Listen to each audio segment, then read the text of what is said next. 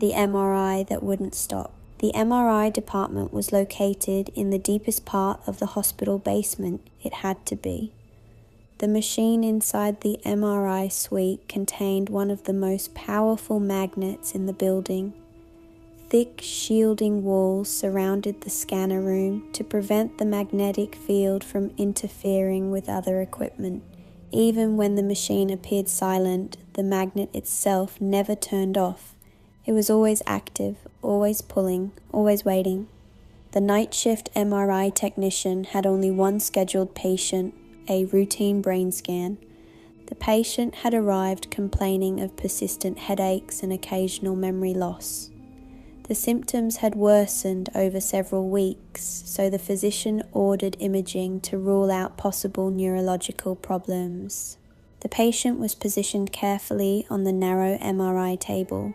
Foam pads were placed around the head to prevent movement. The table slowly advanced into the cylindrical tunnel of the scanner. Then the scan began. The machine filled the room with its familiar mechanical rhythm, deep knocking sounds, sharp metallic pulses, a repeating sequence of vibrations echoing through the magnet chamber. On the computer monitor, the first images of the brain began forming. Thin cross-section slices appeared one after another. Cerebellum, brainstem, lower cerebral structures, everything looked normal. Then something appeared in the deeper slices, a dark, circular shape within the brain tissue. At first it looked like a simple imaging artifact. Artifacts happened often in MRI scans. Slight movement or signal interference could produce dark spots in an image, but artifacts do not move. The next slice appeared. The dark circle had shifted slightly. Another slice appeared. The shape moved again. The technician adjusted the contrast settings.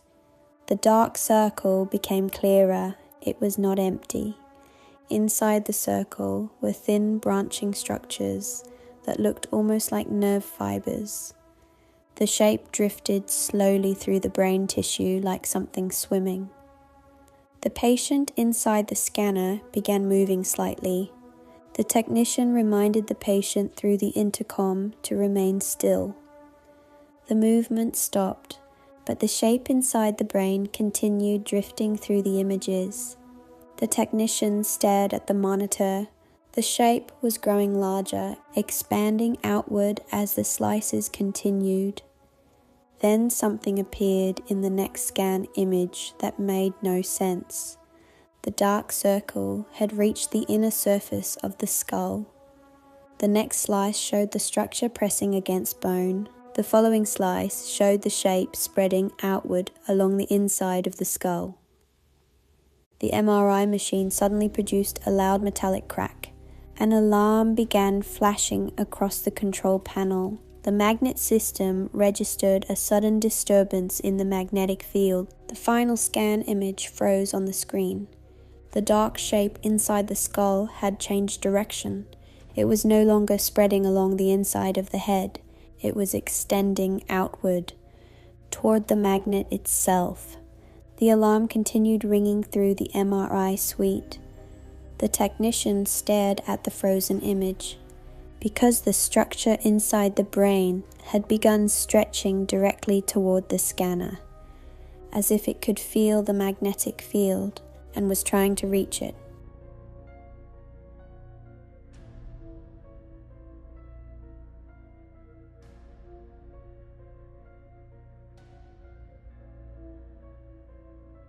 The last patient in radiology. The hospital after midnight always felt like a different building. During the day, it was bright, crowded, and full of movement. Phones rang constantly, stretchers rolled through hallways, and voices echoed through every department. But after midnight, the energy disappeared. The lights stayed on, but the building felt hollow. Long hallways stretched into silence. The distant hum of fluorescent bulbs became one of the loudest sounds in the entire hospital. Radiology was always the quietest department at night. The waiting room sat empty. The CT scanner room remained dim except for the faint glow of the control monitors. Portable machines rested against the walls like unused equipment in a storage room. Most nights there were no scans scheduled after 2 in the morning, but on this night there was one.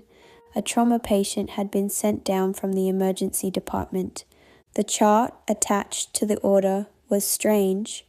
No name, no date of birth, no identification, only a short note from the ER physician, full body, CT, unknown injuries.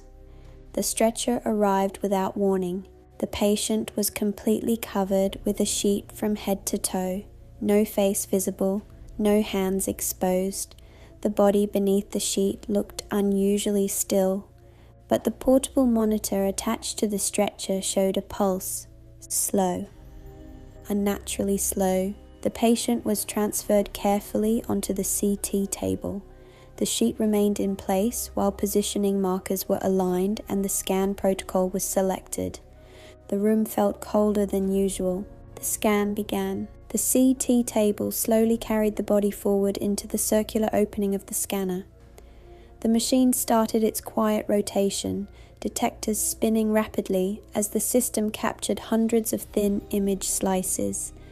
The images began appearing on the monitor, first the skull, then the neck, then the chest. At first everything looked normal. Bone structure was intact, organs appeared healthy, no fractures were visible.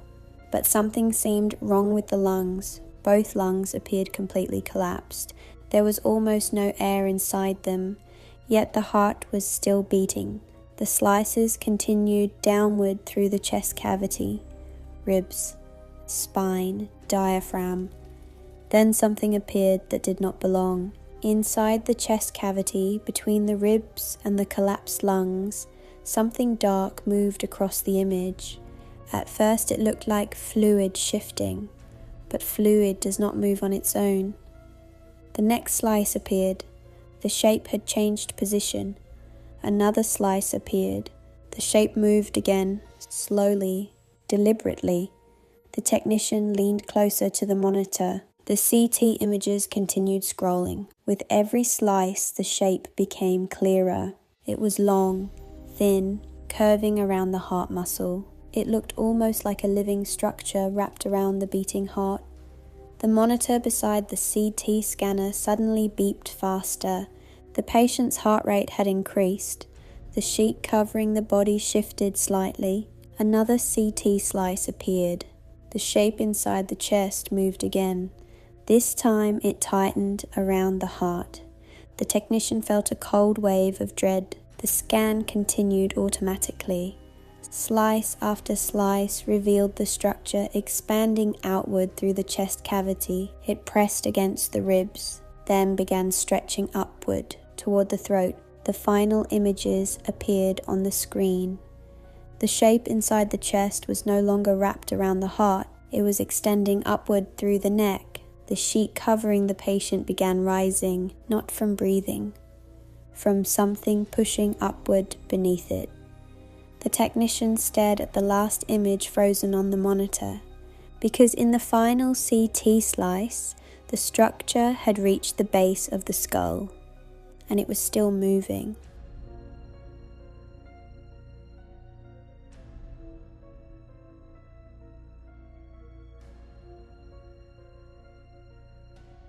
The emergency department was already overwhelmed when the patient arrived. Ambulances lined the entrance. Nurses moved rapidly between rooms while monitors beeped constantly in the background. The new patient arrived without any explanation. No accident report, no injury description, only a short note written on the triage form. Patient unable to stand. The patient was placed on a stretcher and moved into an exam room. At first glance, nothing appeared wrong. The patient was awake, breathing normally, skin color looked healthy. But when the nurse attempted to help the patient sit upright, something felt wrong. The body moved strangely, the arms bent far too easily. The shoulders shifted beneath the skin in unnatural directions. The nurse called for imaging immediately. The patient was transported to radiology for a skeletal survey. The first X-ray image appeared on the screen. The technician froze. The image showed only soft tissue. No bones were visible. The machine was recalibrated and the exposure repeated. The second image looked exactly the same. Muscle, organs, skin, but no skeleton. The technician adjusted the image. Still nothing. The patient's body appeared completely boneless. The technician glanced back toward the table. The patient lay quietly, but the body looked slightly flatter than before, almost as if gravity was slowly pressing the body downward. Another X-ray was taken. This time, something appeared in the image, thin lines inside the soft tissue, not bones, something else. The lines moved slightly. The technician leaned closer to the monitor. The internal strands inside the body were shifting, sliding slowly through the soft tissue like flexible supports. Another image was taken. The strands had changed position again. They were gathering toward the center of the body, forming thicker structures. The patient suddenly began moving. The body lifted slowly from the table, limbs bending in directions human joints should never bend. The technician stepped back. The final X-ray image remained on the monitor. The strands inside the body were no longer drifting randomly. They were forming rigid shapes, new internal supports, a skeleton, but the shapes forming inside the patient did not resemble human bones. They were longer, sharper, and growing quickly.